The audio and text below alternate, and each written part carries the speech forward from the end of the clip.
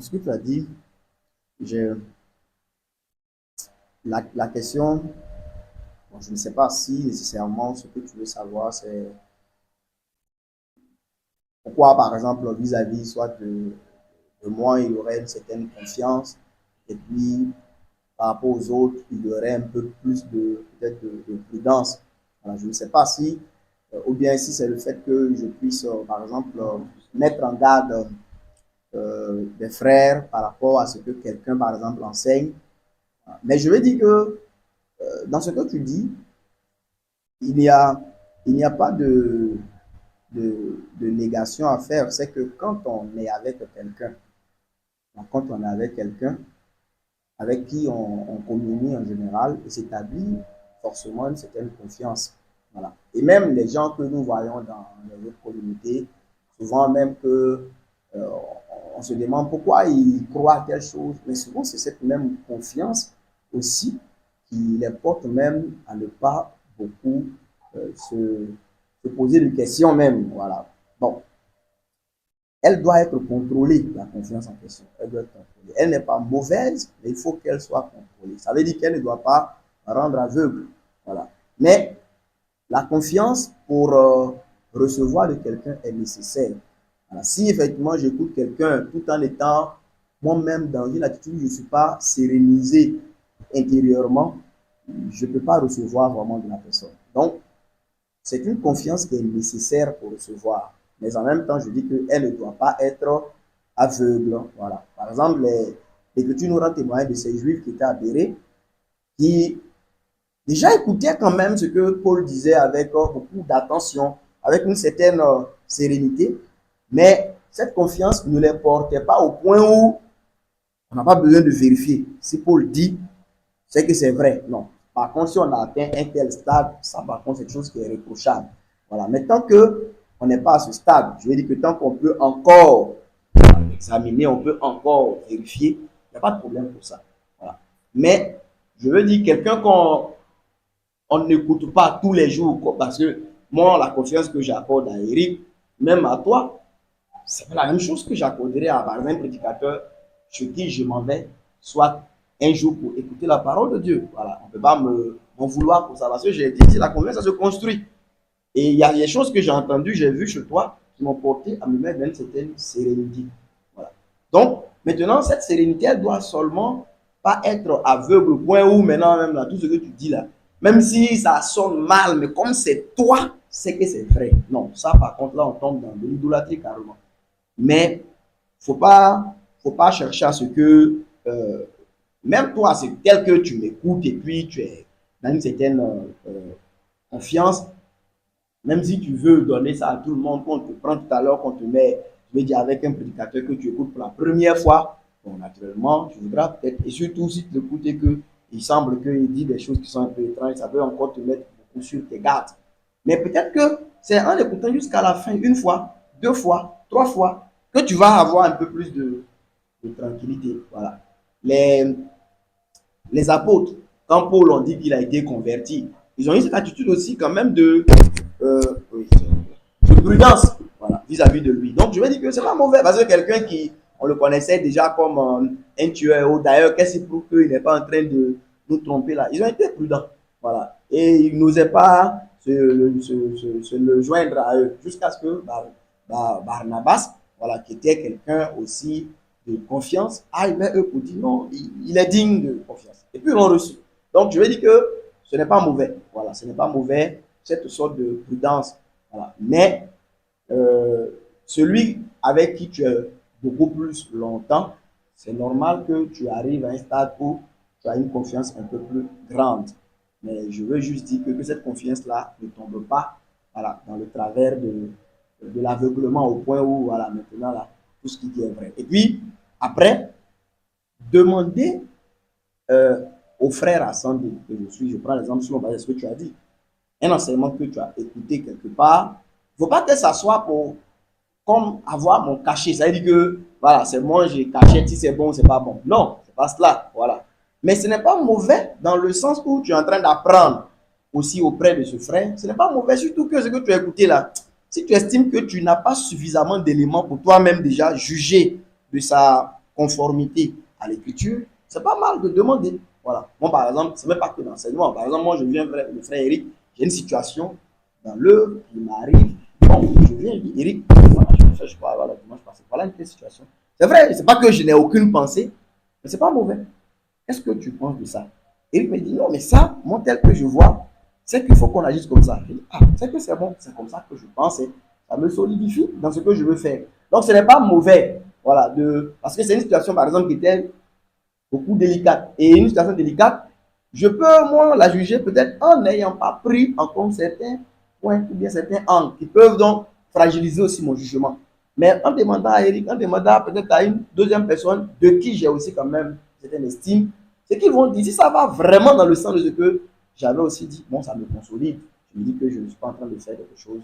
Donc, je veux dire, ce n'est pas mauvais de demander, soit au frère Ascendé ou un frère auprès de qui tu apprends, de demander, voilà telle chose que j'ai entendu, tel livre que j'ai lu. Voilà. Bon, il y a une chose qui me paraît un peu, qu'est-ce que tu penses de ça? Mais je veux dire, il ne faut pas que ta question soit un peu, ce qu'il dit là, je prends, là. Non, même si je dis que, ah, ce qu'il dit là, ce n'est pas vrai, mais que dans ma réponse, tu n'as pas toi-même le cœur net par rapport à ce que tu connais, mais tu dois être libre aussi de me dire, ben frère, bon, mais pourquoi tu dis que ce n'est pas vrai? Pourtant, voilà ce que, par exemple, tel test, voilà ce que tu as vu. Peut-être qu'on parle, ça peut être effectivement toi qui ne comprenais pas bien. Quand je vais mieux expliquer, tu seras tranquille. Mais je vais dire que il ne faut pas qu'on arrive dans une chose où maintenant, voilà, parce que j'ai aussi vu cela avec un peu ce que j'ai vu de M. Watchman. Et c'est des choses desquelles nous tous aussi, on peut devenir aussi victime de ça. Voilà. Ou après, si René va recevoir quelqu'un, c'est avec, tant que j'ai dit que, voilà, ça veut dire que finalement, tu n'as plus toi-même de possibilité de jugement. C'est pas bon. Moi, je dois pouvoir t'aider, mais il ne faudrait pas que, par exemple, ton jugement, ça soit à 110. Voilà. S'il dit une chose, c'est que c'est bon. S'il dit c'est pas bon, c'est que c'est pas bon. Tout ce que je dis, il faut aussi l'examiner. Si tu estimes même que quelque chose n'est pas conforme, aie la liberté de m'en parler. Voilà. Mais ce n'est pas aussi mauvais, je le répète, de te rabattre ou bien de demander avis sur quelque chose ou sur quelqu'un. Voilà. Ou même, par exemple, sur un livre. Voilà. Il y a un livre qu'on m'a donné là. Bon, est-ce que tu connais l'auteur? Voilà. Bon, ça fait longtemps que je ne la vois. Ah, il s'appelle comment? Paul Seyung. Ah non, non, non, non, lui là, c'est pas bon. Faut jeter. Ah, moi, il ne savait pas. Ça peut arriver. Voilà. Alors que, bon, pendant ce temps, tu es en train de boire et manger de l'eau de l'esprit. Voilà, un peu. Au moment où on se rend compte, tu dis que, ah, frère, c'est qu'on enseigne ici là, c'est pas vrai. Il y a un homme de Dieu. Et pour preuve, hein, hier, il y a un frère qui est à Cocody. Fabrice le connaît, il s'appelle Marius. Souvent, il suit les réunions en ligne. Mais c'est ainsi, ça fait longtemps, mais il ne le voit pas. Marius, hier, la nuit, il m'écrit. Il me dit, frère Ascendé, est-ce que Dieu s'est incarné en Jésus ou bien Jésus, j'ai dit que bon, qu'est-ce que tu veux savoir au juste? Alors où ça a commencé? Après, il me dit, non, en fait, Jésus là, bon, c'est quoi moi, il dormait, il avait 23 heures, il dormait. Donc, ma tête, il s'est réveillé, il a vu qu'il est revenu encore là-dessus. Donc, je lui ai envoyé un message. Bon, je me suis excusé parce que je m'étais endormi. Puis, je lui ai envoyé un message pour dire, en fait, quand on parle de Jésus comme Dieu manifesté en chair, c'est parce que Jésus, il est le Fils de Dieu de toute éternité. Et il a la même nature de Dieu comme Dieu son Père, avec qui il est un, selon l'enseignement qu'on a. Maintenant, comme c'est le Fils qui est devenu chair, mais ce Fils étant Dieu, c'est pour dire que Dieu a été manifesté en chair. Alors, après avoir expliqué ça, il me dit maintenant, je suis ici avec un groupe là, je suis en train de recevoir l'enseignement d'un groupe là, mais il voit que c'est différent de ce que tu m'as enseigné. Il dit, c'est quel groupe? Il y a une église, quelle église? Il s'appelle comment? Il dit, Église du Dieu Tout-Puissant. Il dit, quitte là-bas, vite, vite. Il me répond, il dit, pour eux, ils disent que Jésus est déjà revenu. Il dit, quitte là-bas. Il dit de quitter là-bas. Sors de là-bas. Il me dit, en fait, vous voyez, il veut accroître ses connaissances. Donc, mais comme aussi on aimerait dire, il y a eu un cadre de gens qui sont disponibles sur Internet pour enseigner. Le frère, peut-être que c'est pour ça qu'il fait que depuis on ne le voit plus. Mais voilà ce qu'il était en train de... Mais à un moment donné, on dit que Jésus est déjà revenu. Mais on est dans l'ère de la grâce ou bien l'ère du règne. Il dit, il faut quitter la barre. Quitte la barre. Tu vois. Mais, par exemple, je vais dire que c'est pas mauvais parce que, étant un frère qui est relativement plus jeune, il peut penser que c'est une chose bonne et ce sont des gens, à premier coup d'œil, si tu n'es pas bien affermi, ils peuvent te tromper. Voilà. Et 13 ans en avançant, que tu vas te rendre compte que il semble qu'il y a des choses qui disent là, ça ne cloche pas trop. Donc il est venu me demander, mais ce qu'il ne faut pas, c'est pas que le frère Sandé devienne, ouais, non, notre norme là, frère, quel ça, c'est pas bon, ok, c'est bon, ok, c'est pas bon. C'est-à-dire que maintenant nous-mêmes là, mon cher, ce qu'il dit, c'est ça qu'on prend. Ça par contre, on tomberait dans une sorte d'idolâtrie, ce qui n'est pas bon. Mais en tant qu'enfant de Dieu, c'est pas mauvais. Parce que ce que je sais, tu n'as pas forcément encore la même maturité. C'est tout comme toi aussi, il y a des choses que tu sais qu'un frère qui est plus nouveau ne connaît pas. Donc, il y a des pièges qu'il peut éviter par le seul fait de te consulter, frère. Quelqu'un m'a envoyé un livre. Voilà, il dit quel livre? Ah non, c'est un puissant de Dieu coréen, il s'appelle Paul Seyung. Je dis non, lui là, il n'est pas, il faut quitter, c'est pas bon. Ah, pourquoi? Ce qu'il dit là, c'est intéressant. Il dit, c'est pas bon, jeune. Voilà, voilà, voilà. Et ça peut l'aider. Voilà, mais il ne faut pas que, je dis, ce qui serait mal, ce serait que la personne te prenne comme son... voilà, c'est toi qui approuves ces choses, il approuve ces choses. Ça, par contre, c'est ce qui est mal. Voilà. Maintenant, bon, je ne sais pas si j'ai répondu quand même voilà, à la préoccupation que tu as. Maintenant, après, bon, je veux aussi nous exhorter, par exemple, ce que tu as dit, je veux nous exhorter à être aussi des gens qui sont dans de bonnes dispositions aussi envers les autres. Parce que ce que tu es en train de dire, c'est que ne faut pas que si quelqu'un est en train de parler, notre position vis-à-vis de lui, ce serait comme si on cherche, souvent c'est comme si nous on cherche l'erreur chez lui. Ça, c'est pas bon. Voilà. C'est pas une bonne chose. Voilà. Ce n'est pas mauvais de trouver que quelqu'un, bon, je vous dis, il y a des prédicateurs qui sont populaires, quand l'occasion m'est donnée, je dis que voilà ce que j'estime. Mais je suis un enseignant. On ne peut pas aussi enseigner la vérité sans mettre en garde. Jésus même l'a fait. Mais il ne passait pas tout son temps à dire les pharisiens sont mauvais, ils enseignent mal. Mais quand l'occasion se présente, il ne peut pas dire non, bon, c'est que si tu peux écouter, tu peux aussi écouter les pharisiens, il sera en train de faire de la confusion. Donc c'est pour cela que l'occasion m'est donnée, je dis, voici des prédicateurs que j'estime ne pas être vraiment fidèles, mais fidèles dans le sens de ce que nous connaissons du Seigneur et de comment nous estimons que le Seigneur veut qu'on marche. Maintenant, ceux qui savent qu'ils ont fait un médicament, ils sont allés voir les t-shirts, ça c'est... Moi, je ne sais pas ça. Dieu ne m'a pas dit ça.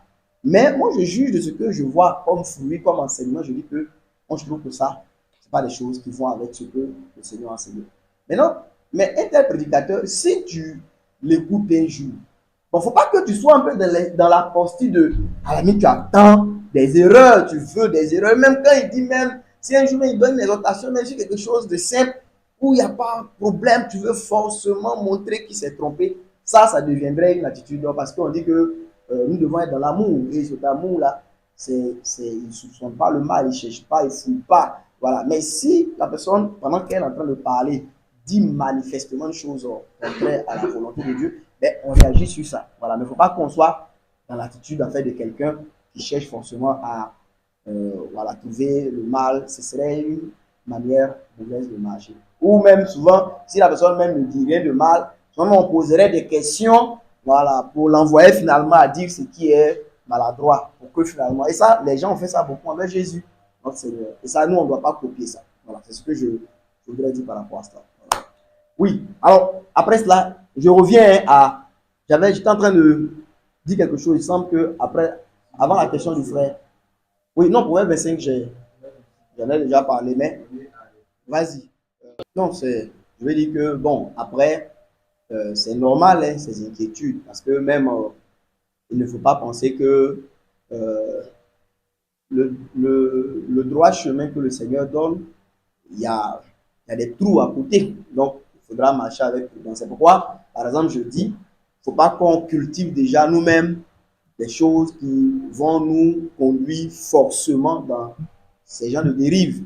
Je crois que la dernière fois à la réunion, je dis, Eric avait posé un peu la question, est-ce que on peut même dire que Ruth est disciple du frère ascendé? Et j'ai dit que dans le principe, ce n'est pas mauvais entièrement. Mais j'ai dit que il est préférable de ne même pas le dire. Voilà. Parce que justement, c'est pour prévenir ces genres de choses. Voilà, comme tu l'as signifié. Maintenant, même toutes les précautions qu'on va prendre, il y aura toujours des Judas qui vont trouver leur voie. Au moins, nous, on doit enlever toutes ces occasions qui peuvent favoriser ce genre de choses. Parce que tout à l'heure, voilà ce qu'Éric dit. Bon, moi, j'ai vu la sœur Ruth, dit, bon, Ruth essaie de donner un coup de main à Sabine. Au lieu de regarder ce que tu devais lui transmettre, c'est surtout, elle est ta fille, voilà, dans la foi. Elle aussi, maintenant, elle doit t'appeler maman dans la foi. Et finalement, vous faites votre petite famille dans la foi là-bas. Et puis, on ne sait pas ce que. Tout ça, finalement, ça nous envoie des problèmes. Alors que ce n'était pas ça l'objectif. Donc, je disais que, par exemple, on connaît cet exemple des frères de la CMC où on a été, ou même on a fait un peu cela. Voilà, où c'est quelque chose de beaucoup plus systématique. Voilà. Et même quand tu te présentes, tu dois dire chaque fois que tu es mon disciple. Voilà. Donc, moi, je suis la sœur Zoé, disciple du frère Asandi de Yopougon. Voilà. Même quelque chose, avant de faire quoi que ce soit, tu te présentes comme ça. Et souvent, même d'autres en tirent gloire. Parce que souvent, quand on dit disciple du pasteur Boniface Mendier, wow, parce que lui, il est directement formé par. Tu vois, non? Voilà. Et finalement, dedans, ça qu'on se rend compte, déjà, voilà des petites choses qui commencent à rentrer. Alors, quelqu'un dit que moi, je suis disciple du frère Samuel. Et puis, trois applaudissent. Non, c'est un exemple que je prends. Maintenant, dès que Irénée lui dit que disciple du frère Ascendé, wow, comment Samuel va se sentir? Donc, déjà, voilà, par exemple, des choses qu'on commence. Il n'a pas dit qu'on le fait exprès. Mais ça commence à laisser des gènes qui ne sont pas bons. Alors, après, voilà, le diable qui sait faire bien son travail, il va montrer à Samuel, tu vois, les gens là, tu travailles bien, mais on ne reconnaît pas ce que tu fais. Voilà. Et ça, j'ai dit à Eric, donc, bon, Jésus, il a fait des disciples. On les appelait des disciples de Christ. Mais il a demandé d'aller faire des disciples. Bon, on n'a pas vu dans l'écriture encore que, par exemple, on va dire les disciples de Paul, les disciples de Pierre, on n'a pas vu. Bien que Paul faisait des disciples.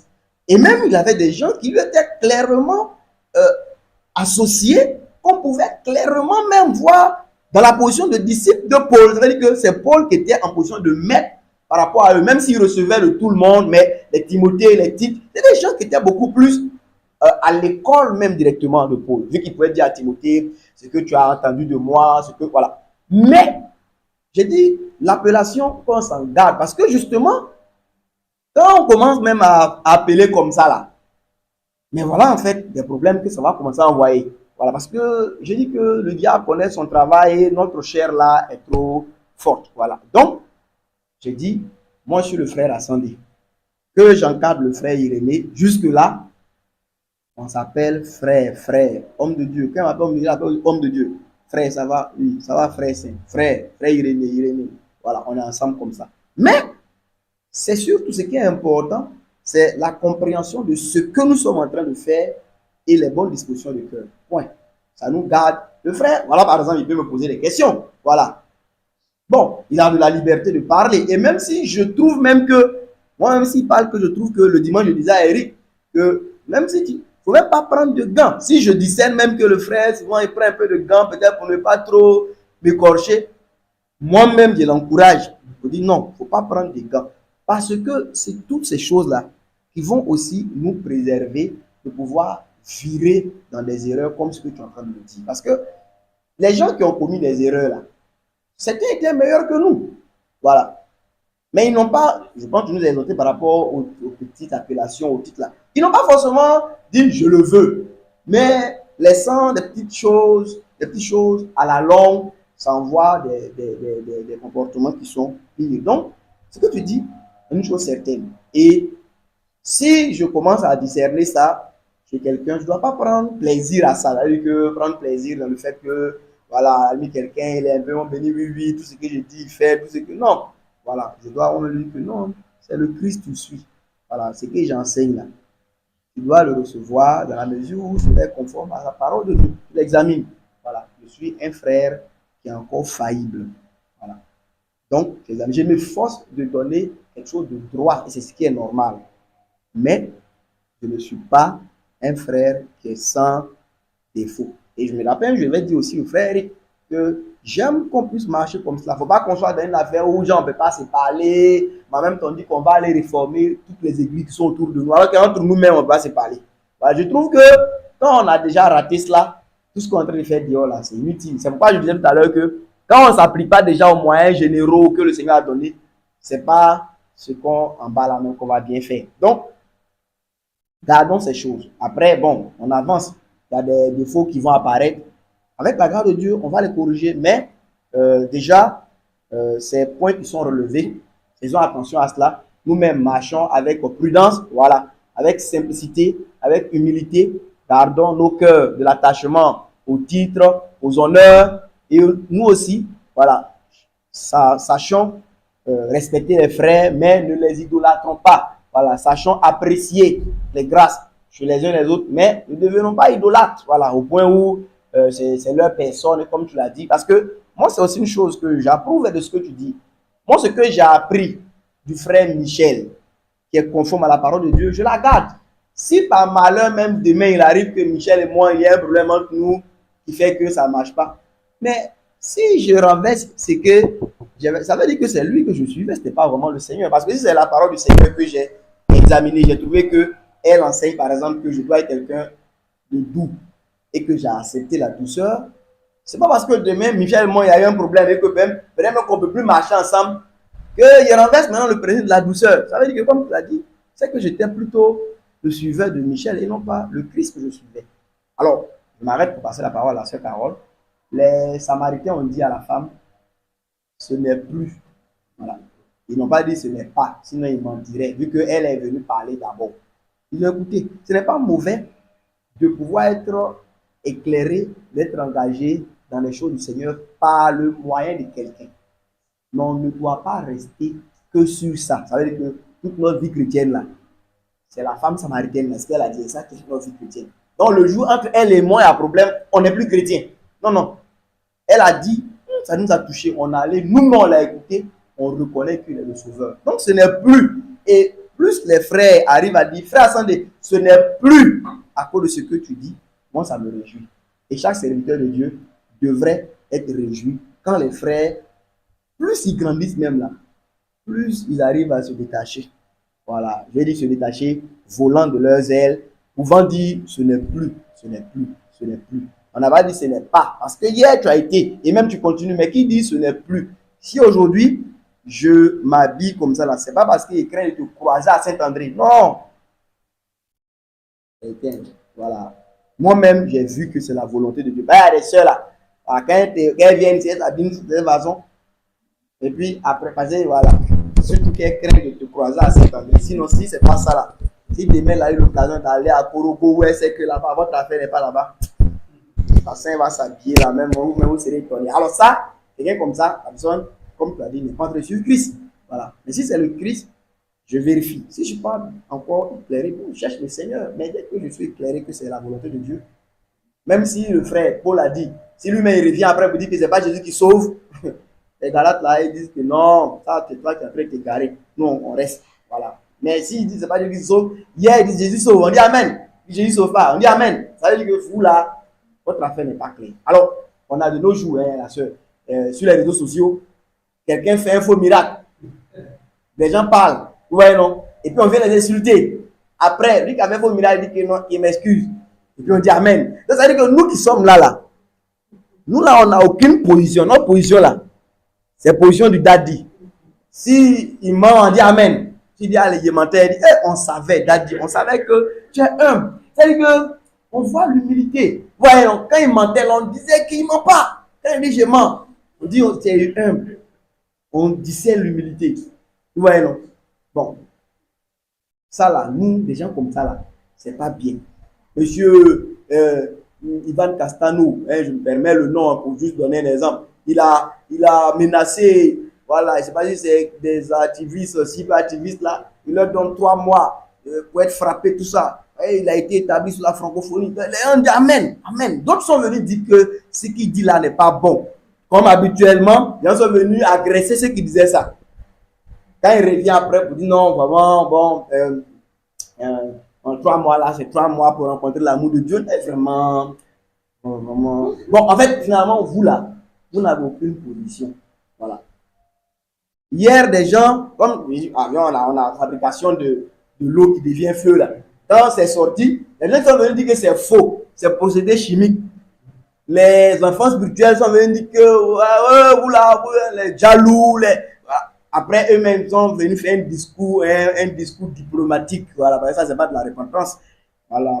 Il s'est produit dernièrement lors d'un service de puissance par un des serviteurs de la maison. Voilà. C'est comme ça qu'on se répand dans l'église de 2025. Faux miracle comme ça dans l'église de Dieu. Au lieu de se mettre à terre, arracher vos costumes, on vient non, il s'est produit dernièrement au milieu de nous lors d'un service de puissance par l'un des serviteurs de la maison.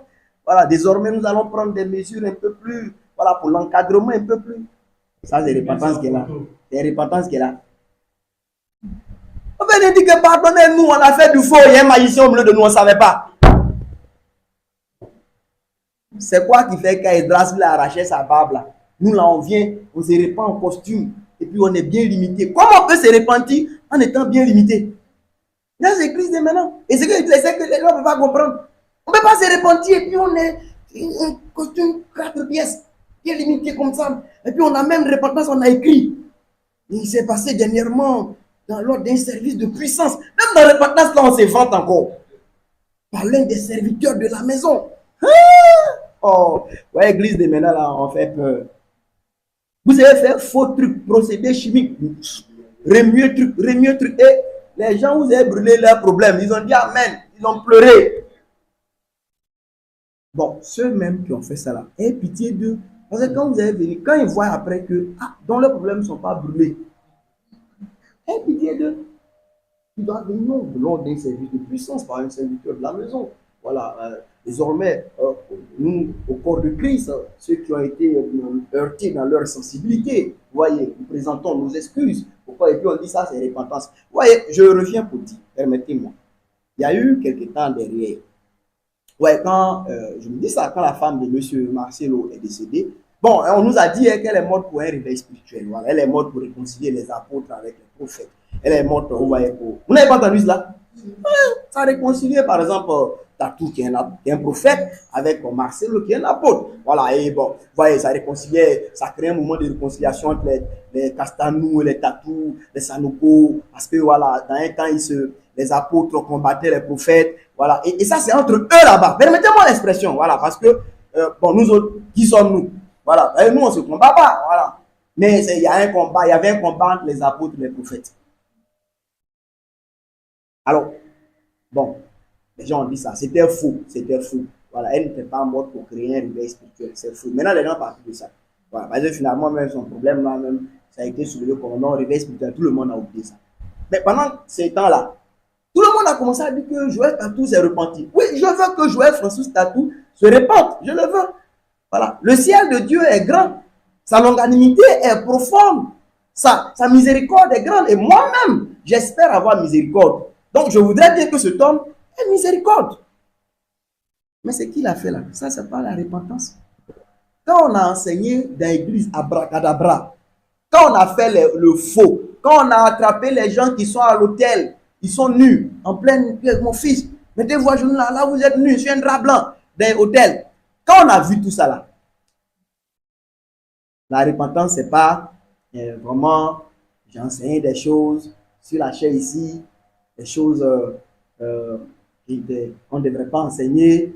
Mais bon, il y a un peu, ouais, Marcelo, il y est pour un peu parce que lui étant apôtre, il a un peu abandonné le prophète. Oh, vous voyez, le prophète là, quand il est seul, il s'égare un peu. Donc, à la limite, voilà, l'autre là qui a fait que quelque part, il s'est un peu égaré. S'il enseignait beaucoup de mauvaises choses, c'est aussi parce que ouais, son binôme, voilà, Marcelo, l'avait un peu laissé. Voilà, mais bon, maintenant, il revient dans la saine doctrine.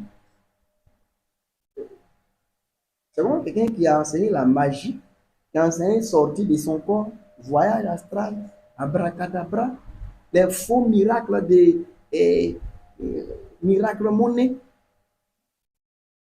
C'est comme ça que la personne se répand.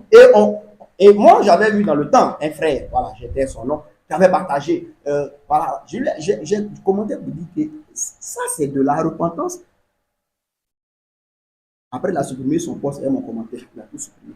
Mais je dis que, bon, voilà, quelques temps après, les fruits de cette repentance que nous voyons là. L'homme ne s'est pas repenti. Peut-être que la mort de la femme, là, ça les a effrayés un peu. Voilà, donc chacun essayait de serrer un peu ses boulons. Mais comme leur maladie de Covid, là, quand ça arrivait net, les gens commençaient à parler un peu d'apocalypse. Quand c'est calmé, on est revenu dans les sphères d'influence et posséder les montagnes d'influence. Vous voyez, non? Et donc aujourd'hui, l'homme est revenu à son truc. C'est du pur Joël Francis Tatou. Voilà. Et voilà, maintenant, voilà, en fait, il y a de choses. Quelqu'un dit, vous savez, c'est vrai, ce que cette personne a fait n'est pas forcément une chose qui dépend forcément de lui. Mais il y a un comportement comme ça là. Ça dépend de ce que tu as vu là pour faire ça. Voilà. On va te donner micro, puis tu vas venir mettre produits chimiques pour brûler le problème des gens là. C'est que tu sais que vous êtes là, fabriquer ce faux là, vous êtes dedans. À commencer par le père en haut là-bas. Voilà. Sinon, tu ne peux pas venir faire ça. Au moins, même peut-être que tu as envoyé les gens parler, prendre un renseignement pour faire. Mais quand ton problème prend feu, ton problème revenir et mieux l'eau comme ça, dans le seau, puis brûler le problème des gens. Ça là, ça veut dire que tu sais que le père lui-même en haut là, mon cher, là c'est différent. Donc, on est dedans. Seulement que pour toi là, tu n'as pas bien fait les contours, c'est trop sorti. Voilà. Et on vient faire un discours diplomatique pour dire que c'est la reportage. Alors, je dis cela pour juste faire savoir que, vous voyez, ce que, ce que le Seigneur veut, voilà, c'est que si on a péché, si on a enseigné quelque chose de mal, et qu'on dit on veut se repentir, selon la gravité même des choses qu'on a enseignées, parce que dans ces choses qu'on a enseignées, il y a des gens qui ont cru ça, ils sont déjà morts. Est-ce que on réalise ça? C'est pas en 2022 là, ou 25 qu'on a commencé à enseigner. Il y a longtemps, depuis les 2010 là-bas, là, on est dans ces choses. Les gens ont cru ça. Ils sont déjà morts, ils sont rentrés dans l'éternité. C'est quoi leur sort? Et on va par exemple venir se mettre devant les gens, faire un discours un peu diplomatique qui ne nous montre pas trop coupables. Et puis on pense que Dieu reçoit ça. Ah non, je vous en prie, mes frères, ne vous laissez pas tromper par ça. Alors, il faut prendre les gens au sérieux. C'est écrit dans votre Bible, vous avez déjà remarqué ça, non? Il dit, j'ai jeté au feu, il en est sorti un faux. Il faut dire que, ah, on m'a envoyé, je me suis assis, il est taillé, je me suis rappelé ce qu'on a vu en Égypte, j'ai taillé. Mais vous voyez, quand c'est comme ça, on dit un truc là, non, frère, vraiment, excusez-moi, on a chuté. Ouais, non, vraiment, c'est qu'on a chuté. Bon, tous les frères sont assis là, ils disent, non, on a chuté. Bon, c'est quoi? Vous êtes tombé quelque part, il y a eu un marchand, voilà. Au pied à cogner. Ouais. Une première fois, bon, on a pris ça. Deuxième fois, non, vraiment, on a chuté. Et moi, quand il frère, vous avez fait quoi? Si vous ne l'avez pas dit, taisez-vous. On a commis la fornication. Voilà. On a forniqué. Alors, quand tu dis le nom, ça va t'aider à changer. Et quand on commence à changer les noms, c'est comme ça, Ève est fait. Vous voyez, non?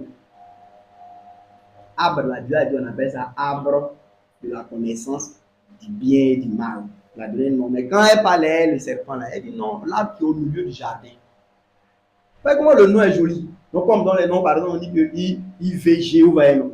C'est comment on dit? Voilà, IVG. J'ai fait un curettage. Tu entends ça même, c'est un nom qui est joli. Vraiment, j'ai fait un curettage. Curettage. Et une interruption volontaire de grossesse. Alors, je dis que si tu as péché, il faut bien te repentir. Ça aussi là, quand tu vas voir la mère qui est dedans là, tes mains, tu as bien réfléchi avant de rentrer là-bas. Quand tu as venu ta nous dire, bah, non, on a chuté. Non. Voilà, on n'a pas dit de nous donner tous les détails là, pour dire que, ah, on est tombé dans le péché sexuel là. Et si enceinte, tu as voulu avorter, c'est pas passé. Donc, on a demandé pardon à Dieu, au frère. Puis pardon à l'enfant aussi qui est dans mon sein, qui est voulu tuer. Vraiment, je suis désolé. Vraiment, on a chuté. Et puis, vous dites là, après, on voit que ton ventre sort. Mais qu'est-ce qui s'est passé? Sinon, ça, c'est. Mais vous-même, quand on a chuté, vous ne pouvez pas savoir que. Donc, on va imaginer la suite des choses. Non, il faut éviter ça. Alors, je suis allé bien loin.